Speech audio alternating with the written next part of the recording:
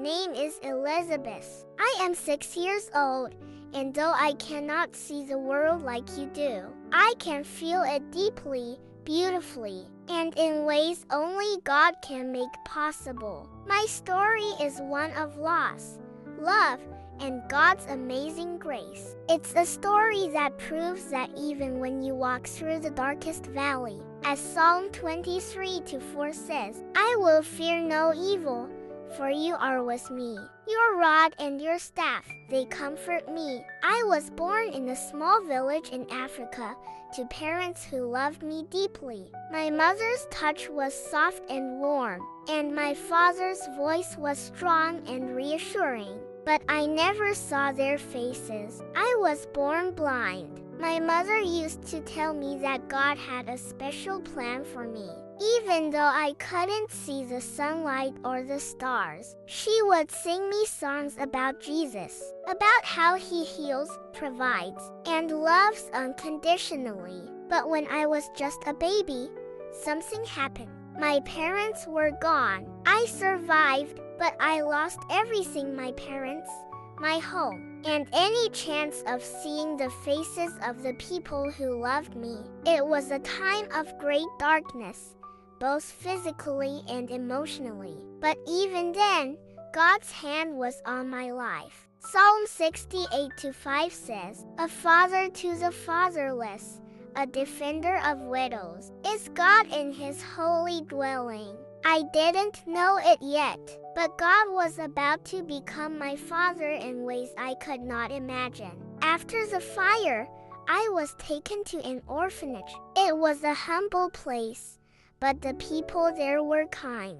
They told me stories about Jesus and his love for children like me. I began to feel a spark of hope, a light that shone even though I couldn't see it with my eyes. One day, a woman named Mama Grace visited the orphanage. She was an evangelist, traveling from village to village, spreading the good news of Jesus Christ. When she spoke, it was as if her words reached deep into my heart. She said, The Spirit of the Lord is on me, because he has anointed me to proclaim good news to the poor. He has sent me to proclaim freedom for the prisoners and recovery of sight for the blind. Luke 4:18. I felt like she was speaking directly to me. Mama Grace took a special interest in me. She taught me how to pray, how to listen to God's voice, and how to trust him with my whole heart. She told me that my blindness was not a curse, but a gift that God could use to show his glory. For we live by faith, not by sight. 2 Corinthians 5:7.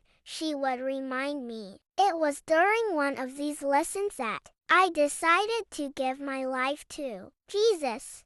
I was only 4 years old, but I knew in my heart that I wanted to serve him.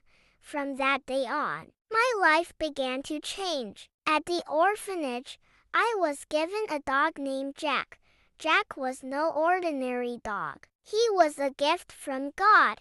He became my eyes, guiding me wherever I needed to go. But Jack was more than just a helper. He was my friend, my companion, and my reminder that I was never alone. Whenever I held Jack's leash, I felt like I was holding on to God's hand. When I turned 6, I felt a strong calling in my heart. I wanted to tell people about Jesus, just like Mama Grace did. I wanted to share the love that had saved me, the love that had given me hope when I had none. So, with Jack by my side, I started going from village to village, sharing my story. Let me tell you about Jesus, I would say to the people who gathered to listen. I told them how he had been my comfort in the darkest times, how he had given me a family in the orphanage, and how he had given me a purpose even though I was blind. I would quote Romans 8:28. and we know that in all things, God works for the good of those who love him, who have been called according to his purpose. I told them that even though I couldn't see, I could feel God's love in every step I took, in every breeze that touched my face, and in every wag of Jack's tail. One day, I visited a village where people were struggling with drought and hunger. I stood before them, holding Jack's leash tightly, and said, God sees your pain. He sees your tears, and he loves you.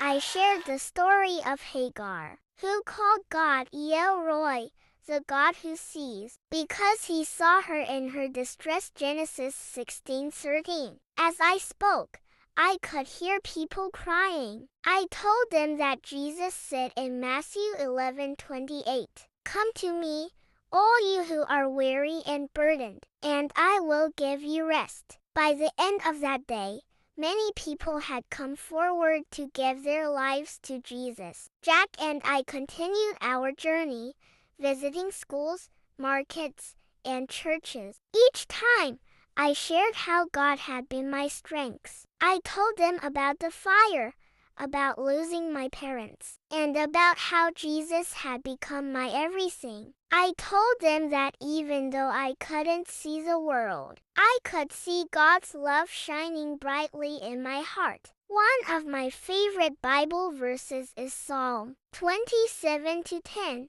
Though my father and mother forsake me, the Lord will receive me. I told people that this verse had become my life's testimony. Now, as I stand here before you, I want to leave you with this message. No matter what you're going through, no matter how dark your situation may seem, God is with you. He loves you, and he has a purpose for your life. And if he can use a little blind girl like me to share his word, he can use you too. All you have to do is trust him. Proverbs 3:5-6 says, Trust in the Lord with all your heart and lean not on your own understanding. In all your ways submit to him, and he will make your path straight. Thank you for listening to my story. Jack and I will continue to go wherever God leads us, sharing his love and his word. Because even though I cannot see, I know that God is guiding every step I take. May God bless you all. Please like, share, and subscribe to support us. Remain